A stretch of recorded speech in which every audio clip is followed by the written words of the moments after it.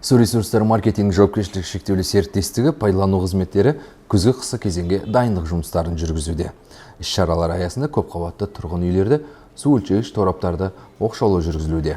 Бұл үшін барлық қажетті материалдар бар.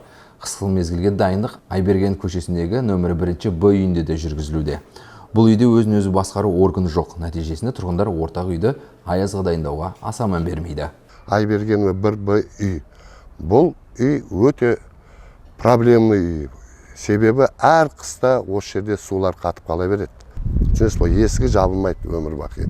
Содан кейін және сквозняк болады қыстың күні. Мысалға далада 20 болса, мына кіреберіс есіктен кірген жел, анау 3-4 этажда және баспалдақтағы терезенің және терезесі болмаса, сол жерден сквозняк болады дағы. Далада 20 болса, подъезде 30 градусқа шейін су келеді. Соның арқасында судың бәрі қатып жатқан жағдай бар. Мына кіреберіс есік. Содан кейін жәндегі баспалдақ алаңшасындағы терезелер, және түсіріп жатсыздар осылар. Содан кейін жертөледегі тесіктер бар.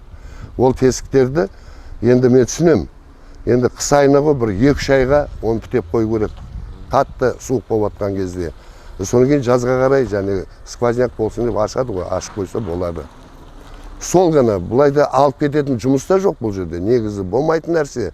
Соған просто қадағалап, өздері немқұрайлы қарамай, қадағалап сәл-сәл өздерінің шаруалар, өздерінің тірліктері ғой, соған және соответственность дейді ғой, қараса жағдай жақсы болатын еді. Қысқы дайындықты сапалы ұйымдастыру үшін көпқабатты үйлердің тұрғындары өзін-өзі басқару органдарын ұйымдастыру керек. Қаржы жинап, мақсатты жұмыс жүргізу, оқшаулау бойынша ғана емес, сонымен қатар жертөле үй-жайларына инженерлік желілерге профилактикалық және күрделі жөндеу жұмыстарын жоспарлау қажет. Өкінішке орай, ескі көпқабатты тұрғын үй қорында мұндай іс-шаралар іс жүзінде атқарылмайды.